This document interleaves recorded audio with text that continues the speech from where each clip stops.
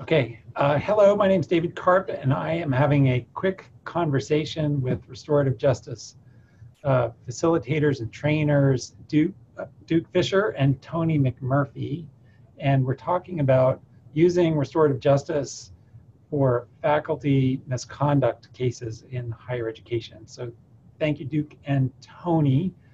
This has been a lot of your work recently, so can you give us a sense of what kinds of cases you're getting? Would love to. It's been actually really fascinating because we are often hearing from communities in crisis. It could be impacting an entire institution, sometimes a department, and people are struggling with how do we navigate this in terms of relationships, communication. When the media is involved, it gets particularly messy. If there are legal things happening in the background, it's hard on everyone. We often are invited into communities that they themselves would express would be utterly broken. They don't know how to function with each other. Things that have been normal procedure don't seem to work.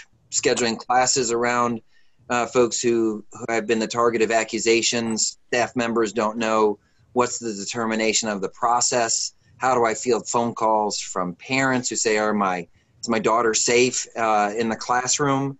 And folks not comfortable or understanding how to behave around each other.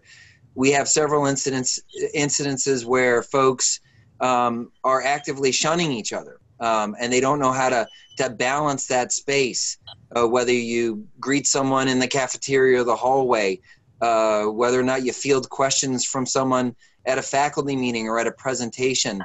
I mean, very high levels of questions and folks not knowing how to behave and how to be in each other's space. And what's unique about a restorative approach compared to a more traditional investigation process? Why are people finding value in this approach? Well, the way I would answer that is that often folks are dissatisfied with the standard menu of what's available to them for response. And I think most of that is circled around that restorative justice is uniquely positioned to help people respond to their experience. And their experience is often one of feelings and of harm. And so the restorative justice process tries to put nuance to how they're feeling and how they're experiencing that harm, and then plan actions based on that. Often responses from other systems, counseling centers, HR responses, may have different goals in mind, including the goal of protecting the institution. And folks are very aware when strategies are designed to protect the institution versus addressing the way they're experiencing harm. I think I would add to what I know of this is, like student cases, there's so much community collateral harm. Much of this is playing out on social media. It's very public. It's not as if it's a quiet, private investigation happening in the background. It's very much a public experience that everybody's navigating. The other thing that I think a restorative response offers is it's experientially, it's very different than a traditional path, in that people come and they have the space to express very openly, without filters, what their experience, their concerns, their harms are. People listen to each other differently, and the quality of the collaboration that emerges from that experience has a way of impacting a community where they come together. And really, from our experience, we often see good things emerging from messes. So I know you can't talk about individual cases because of confidentiality, but just thinking in a general sense about these cases, can you walk us through the stages of a restorative process? What's the first thing that you do when you land on a campus or get an invitation? Yes, so when we land, the first thing that we are committed to doing is looking through the eyes of the key stakeholders to understand what their experience is. I often use the metaphor of we're working a puzzle and everyone comes with their handful of pieces and dumps it on the table. And that allows us to understand the lay of the land. From there, we go often into reporting back. We think it's important to have an internal steering committee that understands the culture of the institution. So we're reporting back, collaborating with them. From there, we go into training. Well, So hold on. So the first stage is, you said looking through the lens of the individual stakeholders. So that means individual interviews. You want me to? Individual interviews. Yeah. And Okay. they're, okay, got it. So step one is individual meetings. Okay. And I think people are, they're generally surprised at the tenure of or the tone of those individual meetings. That often it's very private space, and we allow people to talk about how they're experiencing the situation. And those questions are very different than the questions that they've probably answered related to an investigation. And we quickly try to build comfort and trust so that folks can talk about what has been hardest from their experience of the situation. And they talk about many things, David. They talk about how difficult it is to manage the department, but they also talk about how difficult it is at their dinner tables at home when they have to answer questions from their spouses and their children because they're seeing it often play out on social media or even on the national media.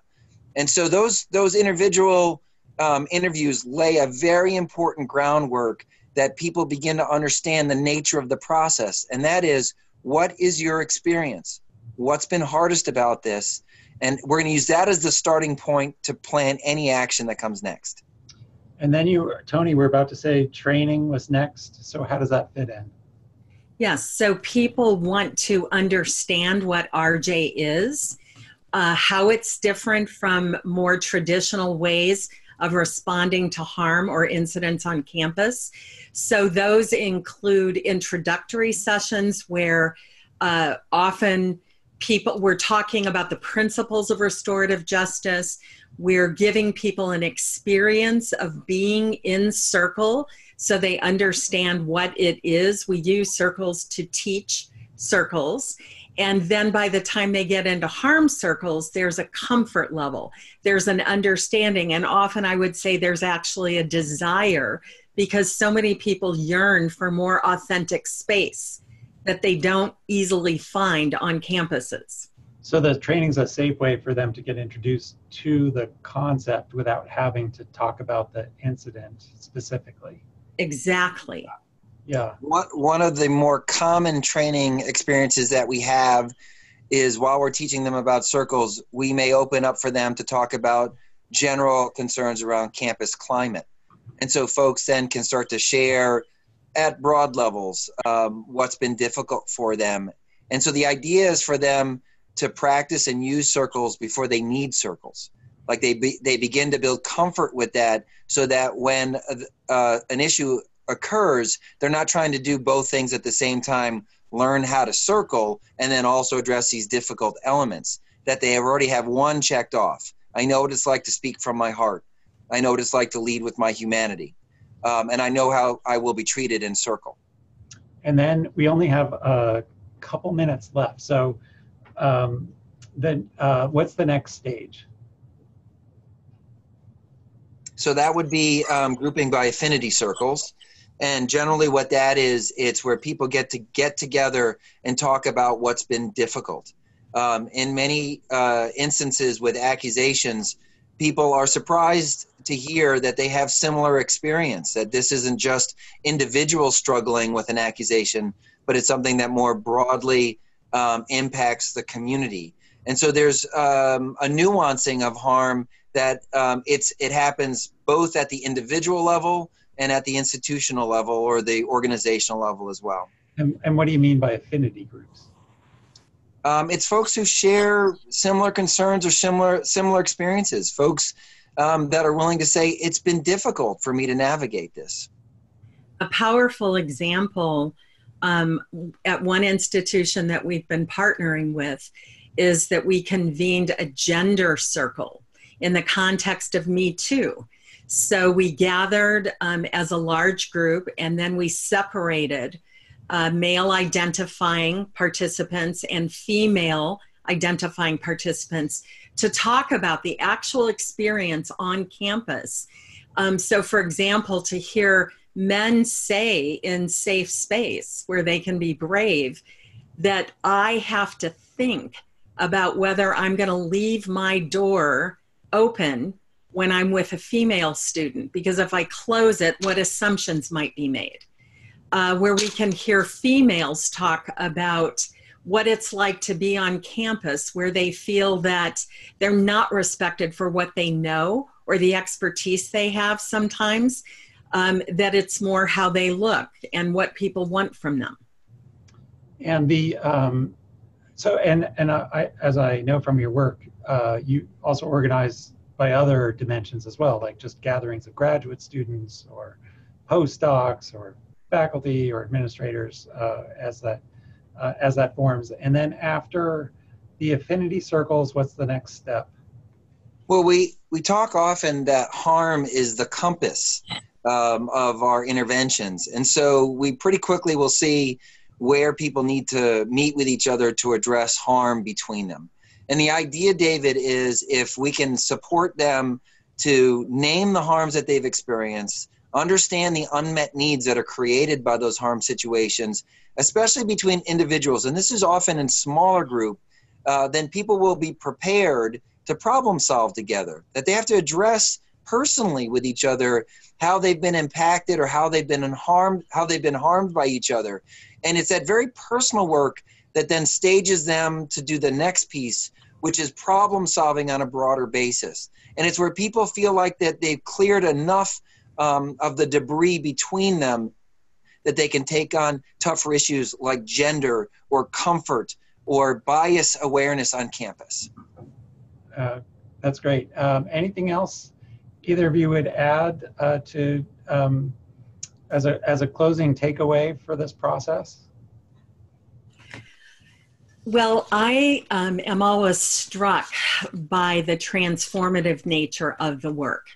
And the things that I think about are actual things that people say. Like we had a faculty member say recently, I've been a faculty member for 40 years, and this is the most meaningful conversation and meeting I've ever engaged in.